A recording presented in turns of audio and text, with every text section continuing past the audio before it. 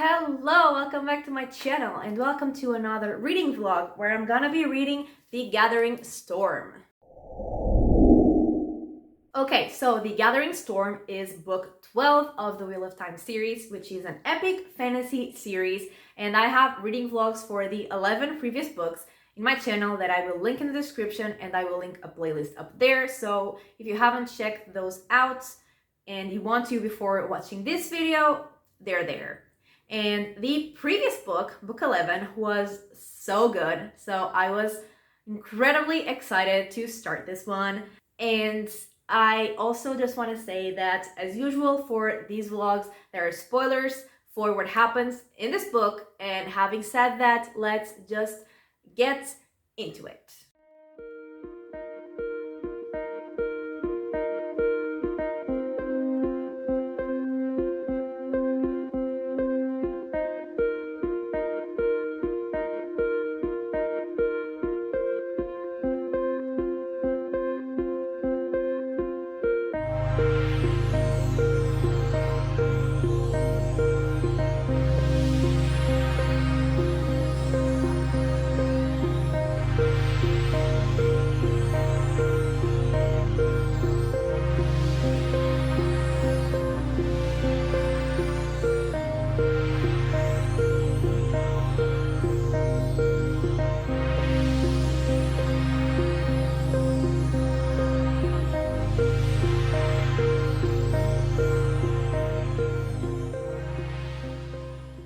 Okay, so I am on page 279, and I am only gonna mention the big things that happened because there are things that I think are smaller things happening in literally every single chapter and so many of them, and I don't want to be here for an hour, so let's focus on the big things.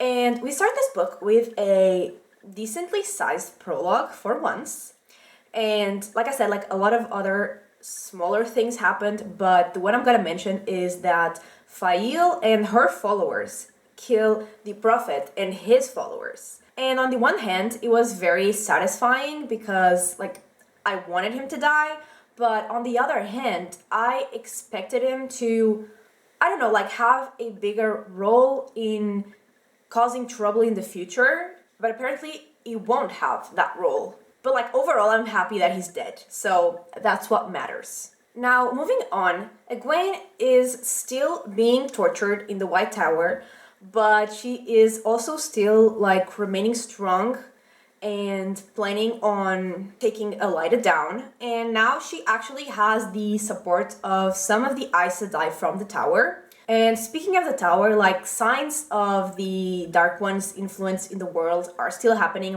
weird, strange, bad things.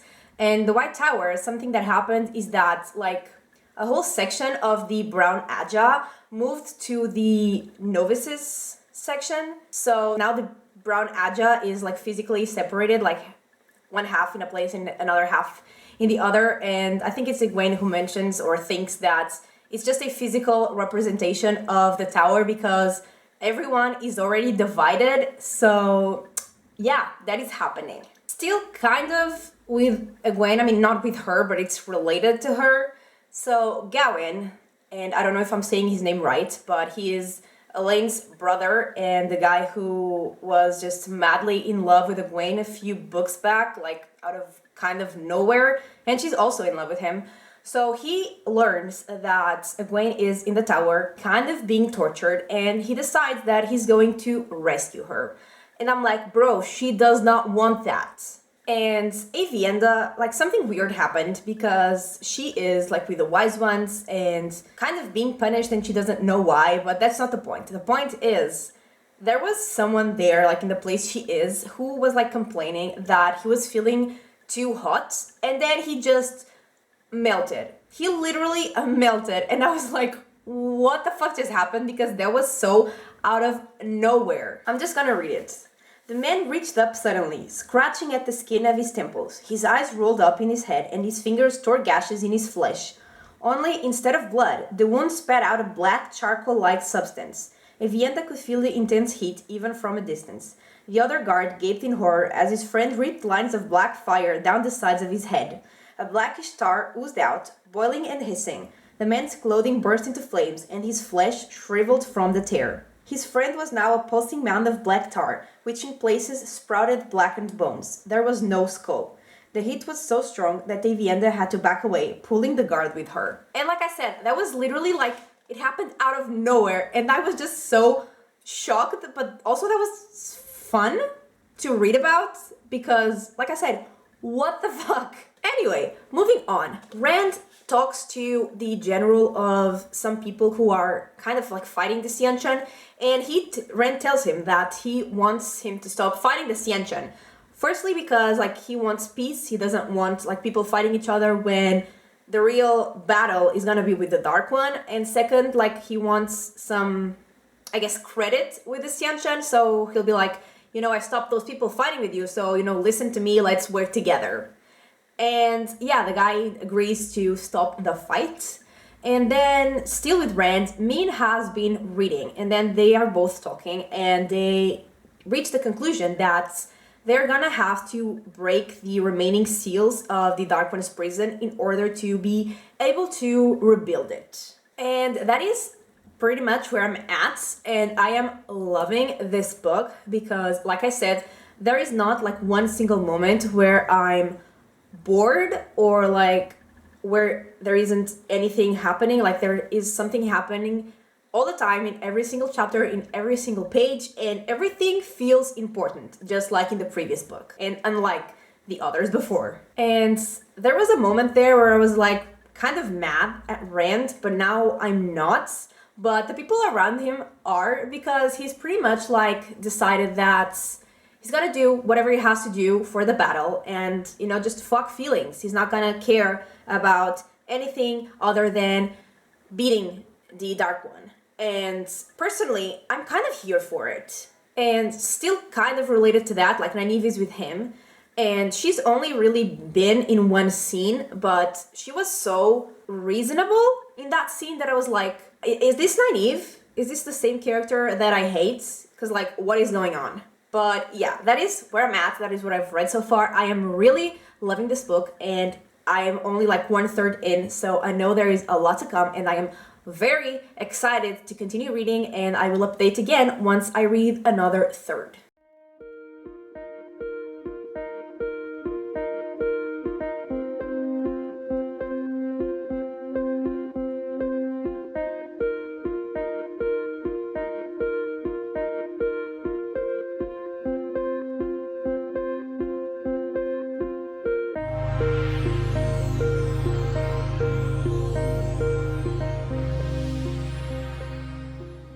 Okay, I am on page 544, and I'm gonna start with Perrin just because we haven't really gotten that much from him, but basically he is just dealing with the aftermath of his fight with the Shido, and he's also like going through some stuff because basically like he is like thinking about the fact that he enjoyed too much like killing and fighting, and he is afraid of losing his humanity because in book, I want to say 3, but I might be completely wrong because that was some books ago.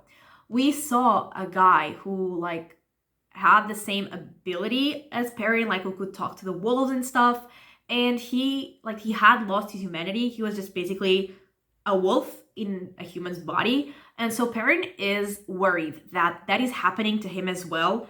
And I feel really bad for him because I absolutely love Perrin. I don't want anything bad to ever happen to him. So moving on, we see the Forsaken who is in Rand's camp, like as a prisoner. And she is given the domination band by one Aes Sedai that is from the Black Aja. And basically the domination band is like an Adam that is for a man who can channel. So basically she'll be able to control Rand. And she manages to put the thing on Rand and she can control him, basically. And she forces him to hurt Min. And Rand is just, panicking as one would. And he feels like a power, like a different power. It's not Sidon. And Louis Theron in his head tells him to like not use that power because it's the true power, I think. And it's basically the power that the Dark One uses. So he's like, don't use that, let's not. But Rand uses it anyway. And personally, I would have done the same, like screw that. And he basically breaks free from the domination band, and that was absolutely iconic. And then he uses Balefire to kill the Forsaken, which was even more iconic. And like he uses Balefire because it's the only way to like really kill a Forsaken, because if they're just killed like normally, I don't know, like with a sword, the Dark One can just resurrect them. So Balefire is the only real way to kill a Forsaken because they will be just erased from the world. And yeah, like I said, that was incredible. I was so excited throughout the whole thing. I mean, firstly, I was panicking, just like Rand. I literally like gasped and said, oh no, when the domination band was put on him. So I was panicking, and then I was so excited, and Rand was iconic. Remember when I said I had mixed feelings about him? Here, my feelings were all like, he's great, he's incredible, he's everything, we stan. And still kind of with Rand, Nynaeve finds a boy that is under compulsion from another Forsaken, and she takes him to Rand, and Rand basically makes her undo the compulsion, and like she manages to undo it, but the boy dies, and Rand does not give a fuck, and Nynaeve doesn't like that. And like in that way, like I still have mixed feelings about him, because some of the things he's doing I understand, others I'm like, you know, maybe not. But yeah, Nynaeve does not like that one bit, and she is still being so reasonable in like every single scene she's in, and I am still like, what did they do to Nynaeve? Like that is not her. Because like I'm liking her, I don't want to like her because I'm supposed to hate her. Just let me hate her in peace. But anyway, moving on. So Gawain gets to the Rebel Aes Sedai camp because, like I said in my previous update, he wants to save Egwene. And the Aes Sedai there basically tell him, she doesn't want to be saved, bro. We've tried, we've talked to her, she wants to stay right where she is. But he doesn't accept that. And still in the camp, there is a Forsaken who goes there to visit one of the Aes Sedai from the Black Aja. And basically the Forsaken tells her that she needs to get all the ter'angreal that the Aes Sedai use to enter the world of dreams to talk to Egwene. And she has like 2 or 3 days to get it, I guess. And if she doesn't get them, she'll just start losing fingers and toes. And yeah, fun stuff. Moving on from that, we follow Avienda, who is still like being punished by the Wise Ones. And she still doesn't understand why she's being punished, because they don't tell her. They just give her stuff to do, like ridiculous tasks, and she has had enough. And she tells the Wise Ones that she has had enough. And basically that was like all it took for them to see her as another Wise One. So she's pretty much a Wise One. She just now needs to go back to the Aiel Waste to finish the like last step that is needed to become a Wise One. So she goes. She's gone. And then we get like one of the strangest scenes, but also entertaining, with Matt, obviously. And so basically he and a couple of his men go to a town, and they go to a tavern. And basically Matt is gambling because he needs supplies to feed his people. And it's late at night, and people seem to start acting strange. And when they are leaving the town, they start hearing like screams and fighting, and basically people are just like killing each other, and so they run away, even though like one of their people is hurt, but then the Aes Sedai heal him, whatever. They run away. And then the next morning, they get back there to the town and see that like things are being rebuilt, and like the blood that existed is gone, and people are okay. No one's really hurt, and they're all very confused. At first, Matt is thinking like, are these ghosts? Like, what is happening? Are dead people walking again? What is going on? And then they talk to someone, and the guy tells them that basically this has been happening for a while, every single night. Like if they stay up past some point, this just happens. And then the next morning, everything's fine, and they rebuild their houses, and they themselves are healed, and it's happening. And Matt offers like the help of his Aes Sedai, like the ones who are with him, but they don't want help. Like, they are fine with that just happening to them. And so Matt and these people leave because the others don't want help. And that was the most random thing ever, but also really entertaining. So yeah, like, that is pretty much where I'm at. And Matt is definitely way more funny and fun and interesting. And the things that happened to him are way more entertaining now that Tuan was gone, which was what I was expecting and hoping for. And like, my Matt is back. And I'm dreading the moment where he and Tuan will be reunited again because I don't like that. And like, Matt's chapters were really the only complaint I had in the previous book because I didn't care about his whole thing with Tuan, and now Matt's chapters are incredible again. And like I said, I am having some mixed feelings about Rand still because some of the things he's doing, I completely understand. I agree. I sympathize. I do believe he needs to not be overly emotional to do what he has to do. Like, 100% agree with that. But there are still some other things that, I'm not vibing with. Like, he's threatening and just being incredibly rude to people who have always been on his side. And he's just threatening them and, not being nice at all. And that part I am not loving. But I am, however, loving this book. Like, I have literally no complaints about it whatsoever. There hasn't been any time where I'm like bored reading this book. Like, it's the opposite. I have to force myself to stop reading it because I have so much to do this week. But all I want to do is read this goddamn book. And yeah, I'm having the best time. And I will update again once I finish it.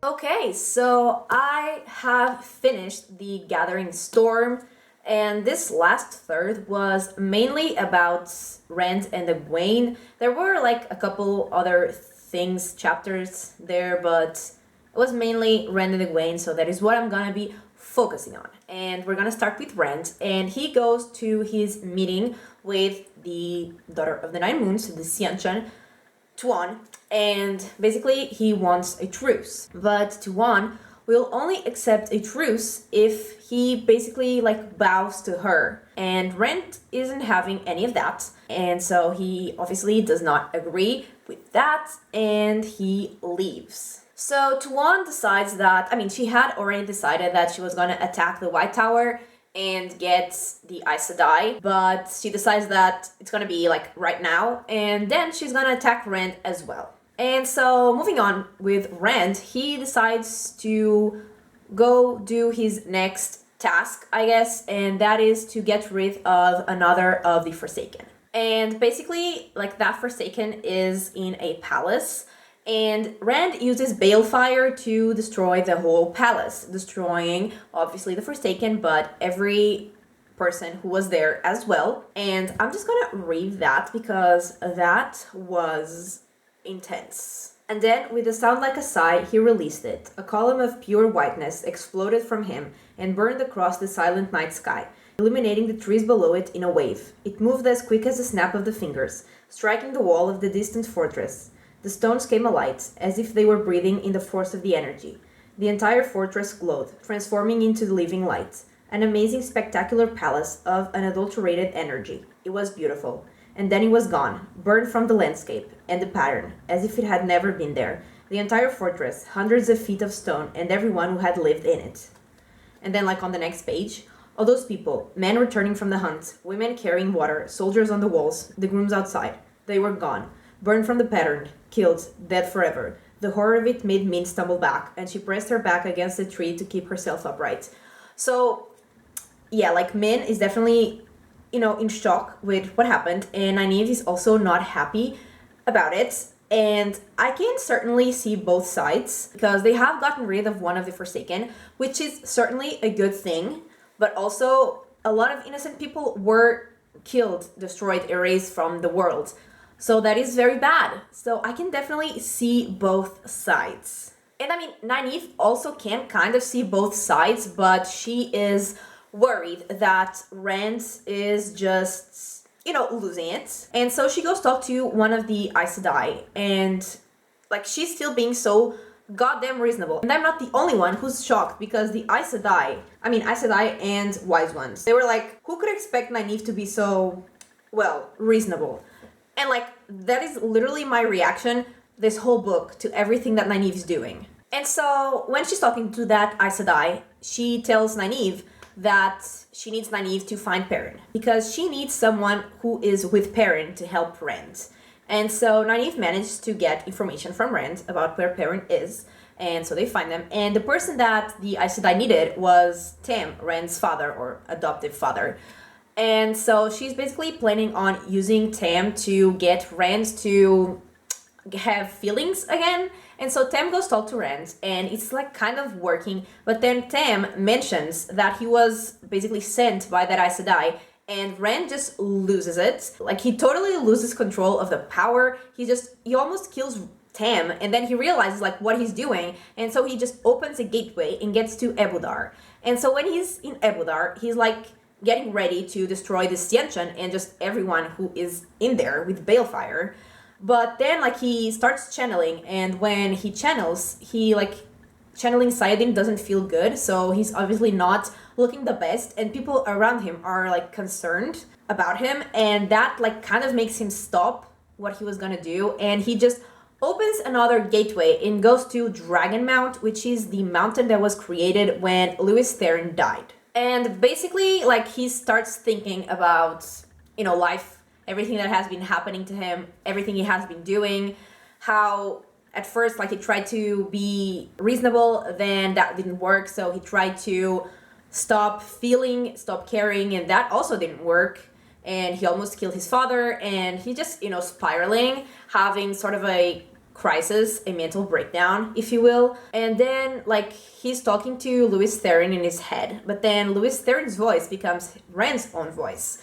And then he realizes that the purpose for him to fight is to basically fix what he failed at once. And when I say he, I don't mean like Rand, himself, but the Dragon Reborn as a whole. And basically he realizes that because like they have never really been two people, they are the same person, kind of. And so after that realization, he also knows that he will never hear Lewis Theron in his head again, and he's feeling a lot better.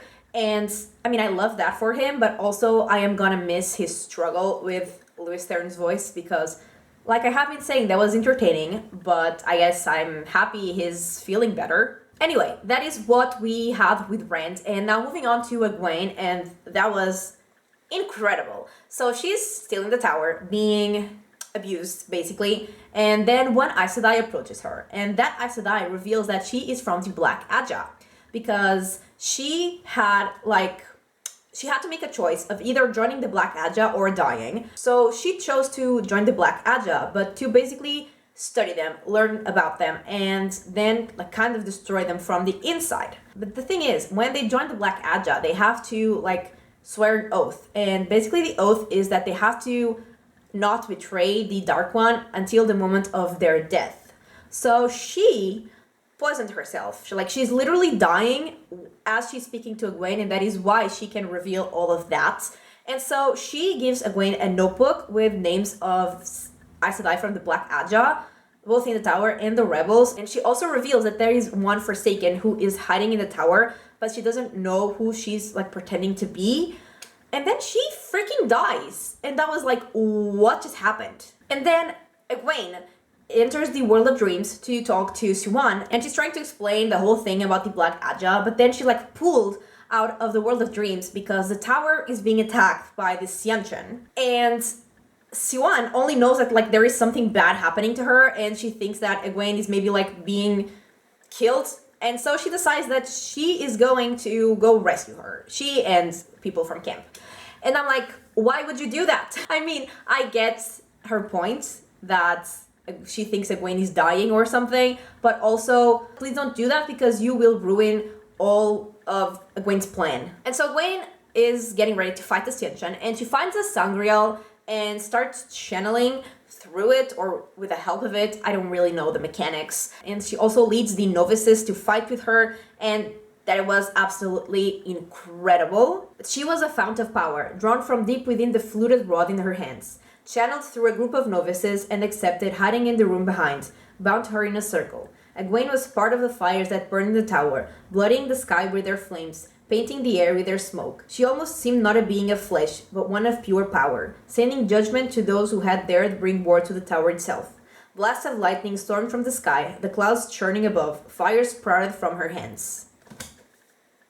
Yes. And yeah, this whole time she was fighting and like being iconic and gaining the Aes Sedai like admiration, respect. I knew that Siwan and the others were on the way and were gonna like ruin her plan. And after the battle was done and they won and the Xianchen were retreating, like the ones that survived, Egwene was like really drained from using so much power. And Siwan and Gawain and Gareth got there and Egwene couldn't even like speak. She was so drained. And so the others just took her. And she did not want to. And I was like, oh my god, why are you doing this to me? And then we learn that Elaida was taken by the Xianchen.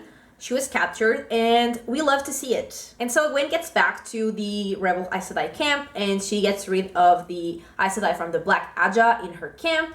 And then she's like trying to decide what to do with the tower because like she doesn't know that Elaida was captured. And, you know, she wants to join all the Aes Sedai, get the tower back together, and she thinks that, you know, she will have to attack the, like, Elaida and the ones loyal to her. So she's kind of preparing an attack on the tower, but at the same time, she doesn't really actually want to attack the tower. And so before she does start attacking, other Aes Sedai get to her camp, like the Aes Sedai from the tower get to her camp, because they have decided that she is going to officially be the Amerlin. And that just made me so freaking happy. And yeah, that was the end. I mean, the end was with Rand, but since I talked about Rand before, that is everything that happened. And wow, I don't have words. I loved this book. Let's go to my final thoughts. Okay, so this book was fucking wild and incredible, and I felt all the feelings, and I think this was the fastest I've ever read 800 pages. So let's start with the characters as usual, and let's start with Matt. So the last few books, I was not excited about Matt's chapters because what he was doing was not interesting to me at all, but in this book, my Matt was back, and I miss him so much because he is my favorite character. And yeah, he's back. And even though his chapters were not the most like relevant to the plot of the book, they were really funny and they were kind of crazy. And I had a lot of fun with them. And yeah, Matt's back and I absolutely love him. I had a great time in every single one of his chapters. And I'm really happy about that. Moving on to Perrin, because I don't have a lot to say about him because we didn't really get that much from him in this book. And all we got was like pretty sad. So it's the opposite of Matt. I was really happy in Matt's chapters because he's just so funny. And with Perrin, I was just sad because he is going through some tough stuff. And I feel bad for him because he is precious and I love him and I don't want him to be suffering. And I just hope he gets better in the 2 books that we have left. Oh my god, we only have 2 books left. That is crazy. Anyway, like I hope he becomes happy because I need Perrin to be happy. Next, and this is kind of like the biggest surprise, Nynaeve. She was really decent. The whole book, really reasonable, and like in the last few books, I haven't really complained about her because she was like not in them, or she was like just for a scene, and you know, she obviously didn't do anything that annoyed me in one scene, like at least in the grand scheme of things of like the whole book, it didn't matter. but she was like in various scenes in this book, and she was really reasonable and decent in all of them, which is just shocking to me. I don't know how to deal with that. Is this gonna last? Is this just like this book thing? I don't know what to say about that. Like, I like this Nynaeve, and I'm not sure I want to like Nynaeve. I thought I was gonna hate her forever. I was ready for that, and this just threw me off. I don't know what to think about this. Anyway, moving on to someone that I do love, Egwene. She was absolutely incredible in this book and in the previous ones. And she was like incredible physically, mentally, and seeing her fight was incredible. And I was so happy to see her finally becoming like officially the Amyrlin and just joining the tower, like all the Aes Sedai back together.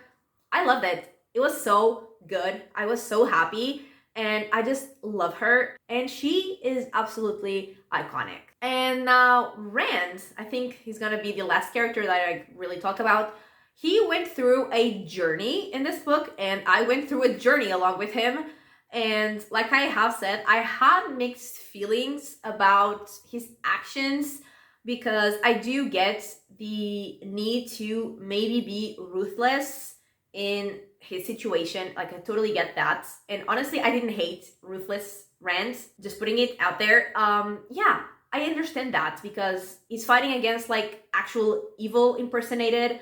So he obviously has to kill those people, beings.